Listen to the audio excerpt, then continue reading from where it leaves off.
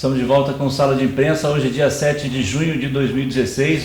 Mais uma vez, muito obrigado pelo carinho da audiência de todos. Queremos deixar aqui um abraço para Marlene Matos, lá do bairro Camurugi, participando com a gente. Ela questiona a questão da impunidade, né, ou da punição em determinados casos. Ela citou um caso que a gente não vai ao ponto, né? O delegado já disse aqui da questão do segredo de justiça, então a gente vai entrar diretamente ao ponto, Marlene, mas a gente quer falar, doutor, sobre a questão da impunidade. A gente ouve muito isso em rede nacional, né, autoridades falando.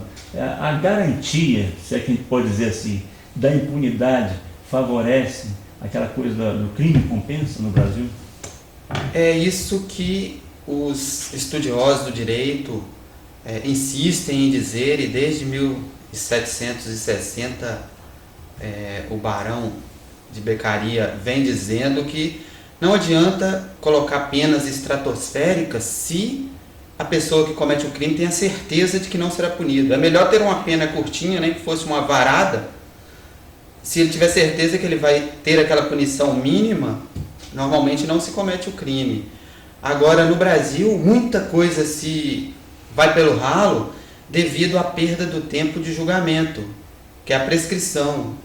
Os processos demoram muito. Os juízes não pegam serviço às 8 da manhã e vai até às 18 horas como todo cidadão. Embora ganhem salários estratosféricos, como temos visto aí, publicação de um jornal de grande circulação no estado recente, fala que os juízes federais ganham em média 107 mil por mês. Então, inclusive, mais um dado, o Bolsa Família, para pagar mais de 28 milhões para muitas mil famílias. Já só esse auxílio moradia do judiciário aí é o dobro disso. Então, o que a população tinha que exigir era que os juízes, assim como todo fórum, trabalhasse como todos os demais servidores públicos. Você não acha que quando você faz uma colocação dessa, você pode, como delegado, você sofrer alguma sanção? Não tenho medo. Nós estamos no Estado de Direito e podemos falar o que pensamos. E é o que eu penso realmente. Se a justiça trabalhasse melhor, não teríamos tanta impunidade. Rodrigo? Bom, falando dessa questão, você falou que não tem medo, mas na época que você trabalhava aqui em Guarapari, você acabou sendo transferido ou convidado a se retirar dessa delegacia, né? Você atribui a alguém ou alguma investigação, porque se você estava trabalhando aqui, estava tudo normal, e de repente você foi transferido, o que aconteceu? O chefe de polícia não é escolhido pelos integrantes da carreira, como é o chefe do MP, que quem elege são os próprios pares. O chefe de polícia é escolhido politicamente. E politicamente o governador sofre interferências. Então, quem não segurou a minha permanência aqui foi a nossa chefia, a pedidos da promotora, como eu já disse, e provavelmente também pedidos políticos. Então, a gente não tem, embora tenha uma lei federal, daquele ano mesmo, 12.830 de 2013, falando que os delegados deveriam ser removidos com justificativa plausível por escrito, o que não acontece até hoje, inclusive com o nosso presidente do sindicato também, depois dessa minha transferência, também aconteceu uma transferência injusta por causa da investigação de uma operação chamada Derrama, que envolvia políticos, inclusive o presidente da Assembleia. Então, é uma conquista que a gente ainda está pleiteando aí na mobilidade. Falando de inquéritos, são muitos inquéritos, é pouca gente para trabalhar. Que inquéritos andam, que inquéritos são deixados de lado?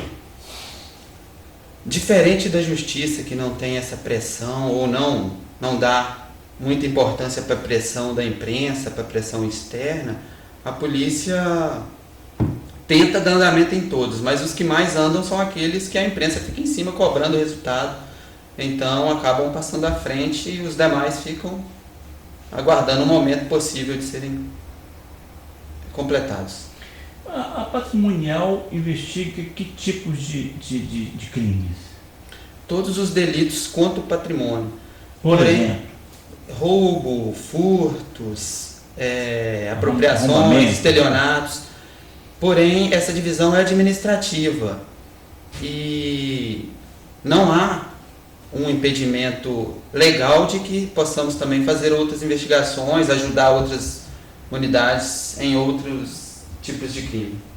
Bom, naquela época que você acabou sendo transferido para Marataízes, depois você entrou na justiça para poder retornar. Como é que foi isso? Como é que foi essa questão e o que você conseguiu?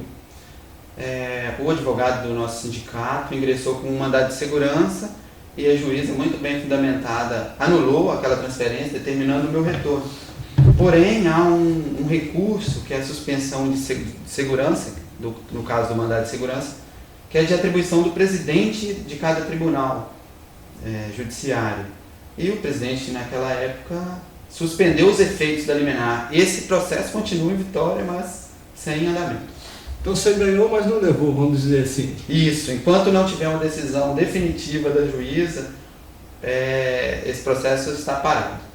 Bom, aí no meio dessa confusão você preferiu escolher trabalhar em outro local, mas você continua morando aqui?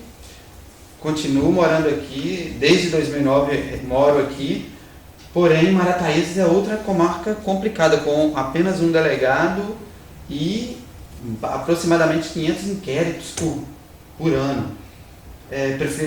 Vagou Marechal, preferi pedir para ir para lá, porque lá mais ou menos um terço desse montante. Uns 150 inquéritos por ano, então uma coisa que eu dou conta de fazer. Marataízes eu não estava dando conta.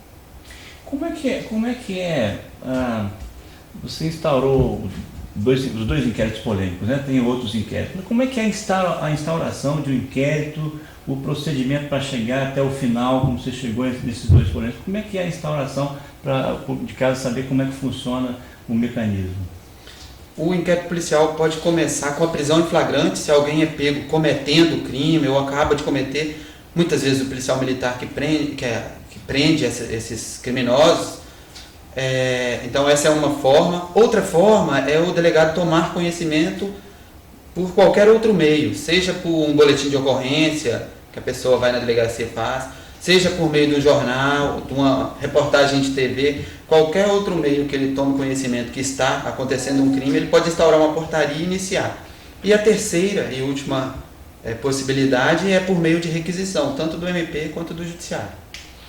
Quero agradecer aqui a participação da Lauriette, esposa do Delvano, né? Delvano, que é ex-policial civil. Hoje Delvano é corretor, né? Salvo engano, corretor de imóveis. Então está acompanhando aí, parabenizando o Luiz Carlos Pascoal pela entrevista, mora no bairro Muquissaba. Obrigado a Lauriette, o Delvano também pela audiência de sempre, né? Que nos prestigia. Júlio César, do bairro Itapeguçu, colocou o seguinte, doutor: a união das polícias militar e civil poderia levar a uma eficiência melhor da segurança pública? Eu entendo que sim, só que se tornaria um órgão muito forte e aí as forças dos outros poderes, os governantes não querem isso. Então é dividir para controlar. Cada um briga para um lado e é mais fácil do governo controlar. Mas que para a população seria algo espetacular, com certeza. Para efeito de segurança, sim. Melhoraria muito. Se você estivesse, vamos imaginar que você estivesse em Guarapari, que é um município que você conhece, tem demandas muito superiores a Marechal, a Marataízes, a Ibatiba, né, como você passou, Afonso Cláudio. Se hoje tivesse um contingente policial civil ideal, ou melhor, o que você primeiro, né, o que você consideraria em termos de efetivo em Guarapari melhor na Polícia Civil? Primeira pergunta. Se tivéssemos isso aí, daria para controlar a segurança pública em Guarapari ou ainda ficaria muito aquém? Na verdade, como as polícias têm funções diferentes, toda a responsabilidade, ou a maior responsabilidade de prevenção, é o que mais interessa à população, é da Polícia Militar. E a Polícia Civil, não interfere na organização da PM, em quais bairros, em quais ruas, que vai ter mais policiais. É uma definição do comandante, junto com outros órgãos que não a Polícia Civil. Já no que tange a apuração, com certeza, o Estado tem dado prioridade a isso, mas Guarapari ainda tem bastante demanda reprimida quanto à apuração de homicídios. Tem muitos inquéritos que ainda podem ser concluídos e que geraria mais sensação de segurança para a comunidade. Mais uma perguntinha, o Rodrigo quer perguntar, mas a gente ouve muito, né? Existe hoje um clamor, vamos dizer assim, mas uma visão da população de modo geral, da população mais carente, de que crimes cometidos contra pobres não são apurados. Isso é um mito ou isso é verdade? Acredito que o melhor vai ser a própria imprensa procurar saber e pesquisar para a gente não julgar os próprios colegas, mas na realidade, como é o que a imprensa cobra que vai adiante, normalmente os crimes envolvendo pobres e pequenos valores realmente ficam prejudicados. Rodrigo. Delegado, você com esses dois inquéritos que você abriu aqui em Guarapari, o que você conseguiu foi para você pessoalmente, foi muitos problemas, né? Eu creio que a sua família deve ter sofrido também com essas questões. Você abriria novamente, você faria a mesma coisa se tivesse lá na sua delegacia agora uma situação parecida? Você tomaria o mesmo procedimento? Com certeza, e noutras, lá em Marataízes e em Marechal já tivemos inquéritos, não a esse nível de envolvimento de mais de um integrante, mas todos que a nosso conhecimento chega, a gente toma alguma providência e com transparência comunicamos ao Ministério Público, que é o órgão fiscalizador. E se envolver com quem tem poder, não estou falando só de políticos, né, mas de grandes empresários também, mexer com essas pessoas é mais complicado para um delegado, para uma investigação? Além de complicado e a gente sofrer esse tipo de punição, né, de ser transferido ou qualquer outro, a meu ver, corre até risco de vida, né? Quando eu estava em Belo Horizonte, trabalhava lá, um promotor foi assassinado porque estava combatendo o cartel de combustível. Mas mesmo assim, é isso que você escolheu para a sua vida, você vai continuar nesse mesmo propósito? Eu sempre falo para as nossas vítimas lá que estão amedrontadas que quem acredita em Deus sabe que vai morrer, que a hora está marcada, então o que a gente tem que fazer vai ser feito, isso não vai interferir. Eu quero mandar aqui o meu abraço, Jagger, obrigado por estar participando, Jagger aqui do centro. Ele, com relação àquela operação da qual o senhor acabou sofrendo a sanção, né, respondeu o procedimento, o Jagger pergunta, a operação vazou ou ela foi no tempo certo? O fato de ele está perguntando a questão de precipitação, né? De vazar, de chegar fácil à imprensa, e isso atrapalhou? Pergunta do Jagger, que se a operação vazou, né? Mas eu acredito que ele quer dizer isso aí. Essa é uma pergunta, mas tem uma outra aqui. Jagger, obrigado mais uma vez pela participação, mas a outra questão que eu queria colocar é o seguinte: o senhor considera que agiu mais como delegado ou agiu mais como cidadão, que muitos dos cidadãos brasileiros, se não todos, estão indignados com a impunidade que acontece no Brasil? O senhor agiu mais como delegado ou mais como cidadão? E depois a questão do Jagger, que perguntou aqui se a operação vazou. Bom, a operação não vazou. Como eu disse, já tinha provas catalogadas e foi combinado com a promotora que estava acompanhando que eu ia mandar um ofício intimando todos os vereadores. E esse ofício que vazou com as intimações, as datas marcadas. E começou essa curiosidade da imprensa por mais fatos.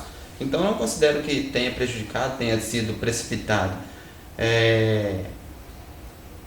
Quanto à situação de ser delegado ou cidadão, eu acho que está intimamente ligados. Eu moro na cidade, quero uma cidade melhor, então o que eu puder fazer ocupando um cargo público para melhorá-la, eu vou continuar tentando fazer.